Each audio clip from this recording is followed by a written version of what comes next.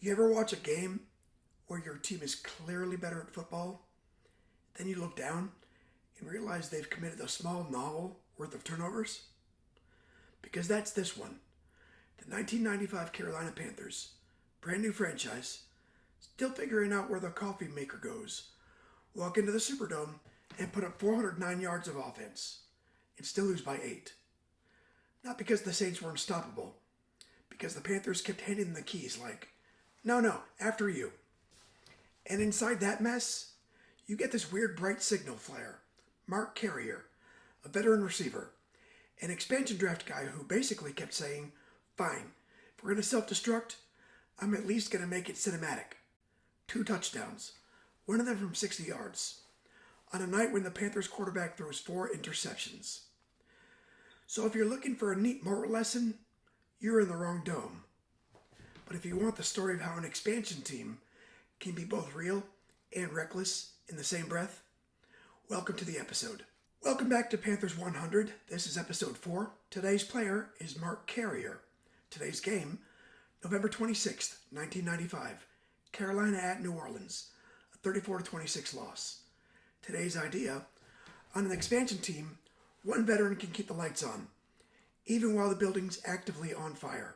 Mark Carrier is one of those NFL lives that makes perfect sense, only in retrospect. John Mark Carrier, wide receiver. Louisiana, born in Lafayette and grew up in the state. 6 foot, 186 pounds, went to Nicholls State. Drafted in the 3rd round of 1987 with the 57th overall pick. He becomes a Panther in the 1995 expansion draft. The Panthers are building a roster out of other teams' useful problems. Carrier is one of the best solutions they find. And in this inaugural 1995 season, Carrier becomes something the Panthers desperately need. A receiver who can win in the middle of chaos. By year's end, he leads the Panthers with 1,002 receiving yards. And that matters because this team's identity is still liquid. They're playing home games at Clemson. They're a first-year franchise with a first-round rookie quarterback, Kerry Collins, trying to learn how to be an NFL adult in public. Sports Illustrated's oral history of that season captures the vibe. Veteran pros around a rookie quarterback teaching him how to operate. Carrier is in that category. One of the guys who makes an expansion team feel less like a novelty and more like a real locker room. And here's the thing. Mark Carrier is not your rah-rah expansion story. He's just competent, professional, reliable, which on an expansion team is basically a superpower. If you're building an NFL franchise from scratch, you need a quarterback, a left tackle, a pass rusher, and one guy who knows where the meetings are without asking. Thanksgiving week. Carolina's inaugural season has already proven something. They're not the 1-in-15 kind of expansion team. They're in games. They've got veterans. They've got a defense that can bite. And now it's Sunday night in the Superdome. Loud, indoors, fast track. The kind of place where a small mistake becomes a large memory.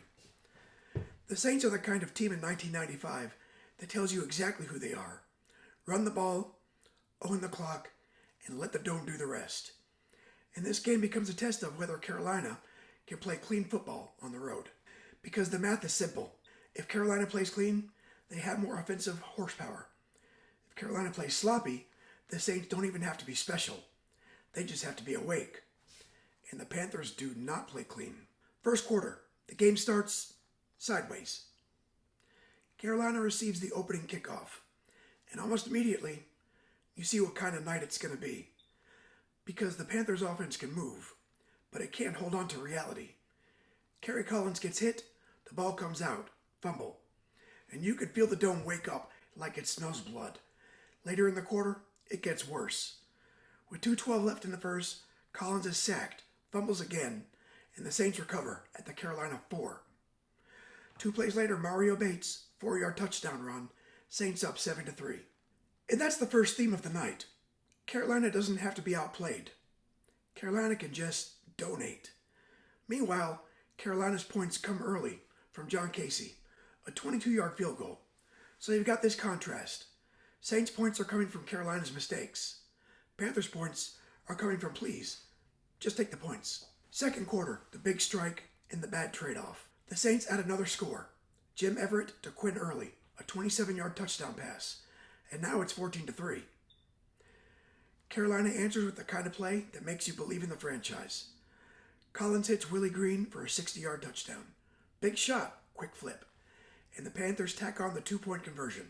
Suddenly it's 14-11, and you can feel the "we belong here" energy.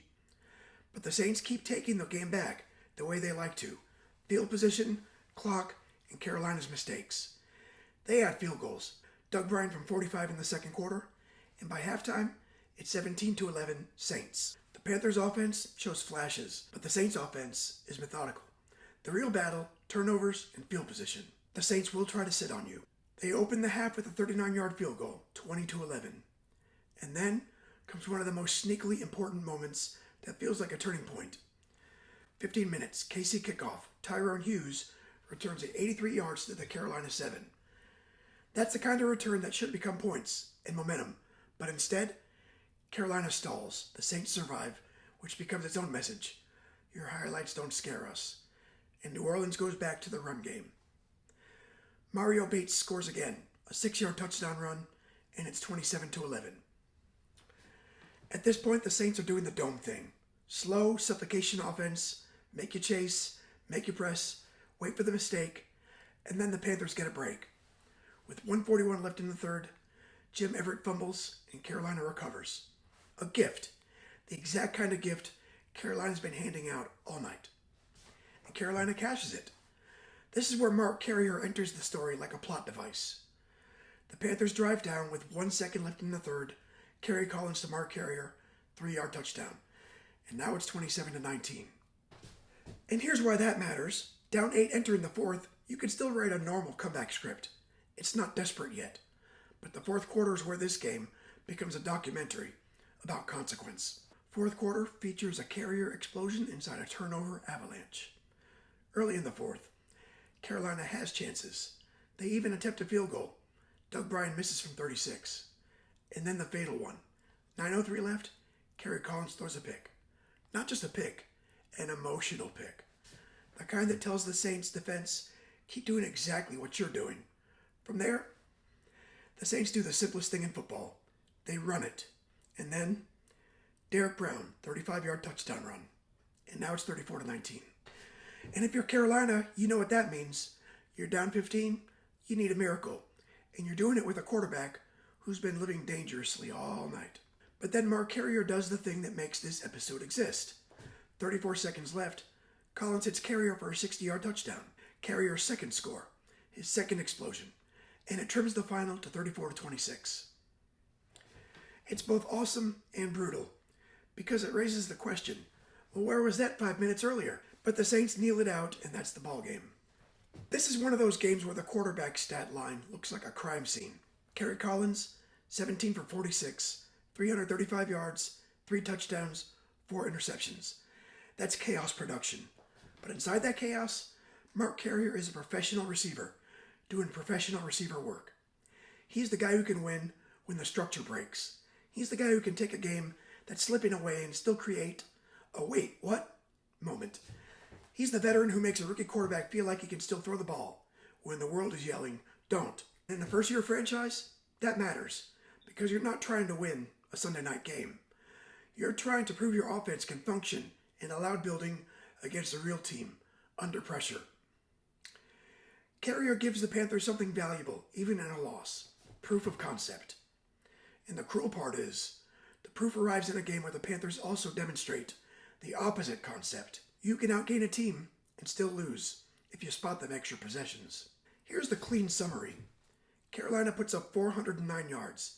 New Orleans has 352. Carolina throws for 329 yet passing yards and still loses. Why?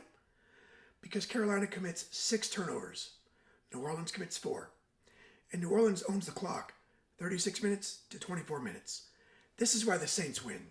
It's not sexy. It's not a cheat code. It's just math. And that's the kind of loss that hurts a young team. Because it's not, we weren't good enough. It's we were good enough, but we didn't behave like it. The Saints didn't steal this game.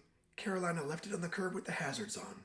This loss drops the Panthers deeper into the expansion reality portion of the season. The 1995 Panthers ultimately finished 7-9.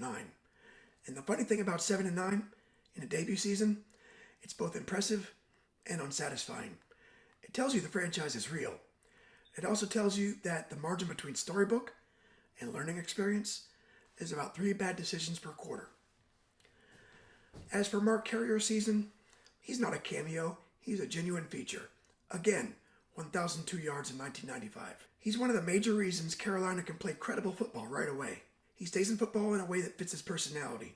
Steady, professional, behind the scenes. He works in the Panthers organization for years in player development and football operations roles. He later becomes the player engagement director for the Buffalo Bills. And I want to use one quote here because it frames him perfectly, not as a headline chaser, but as a guy who understood the job. Reflecting on leaving the game, Carrier said, "With everybody, it's different. Deciding when to leave the game. To play 10 is truly a blessing. I was able to walk away healthy. It was time to enjoy my kids, my family, and my wife." And that's Mark Carrier in one paragraph. Grateful, pragmatic, quietly proud, and already thinking about life after Sunday, which is kind of the exact vibe he gives Carolina in 1995. So that's Panthers Saints, Week 13, 1995, a game where Carolina's offense proves it can move in the Superdome, and Carolina's turnovers prove the franchise is still a toddler near an open staircase. And inside that contradiction, Mark Carrier gives you the cleanest, clearest thing in the whole mess.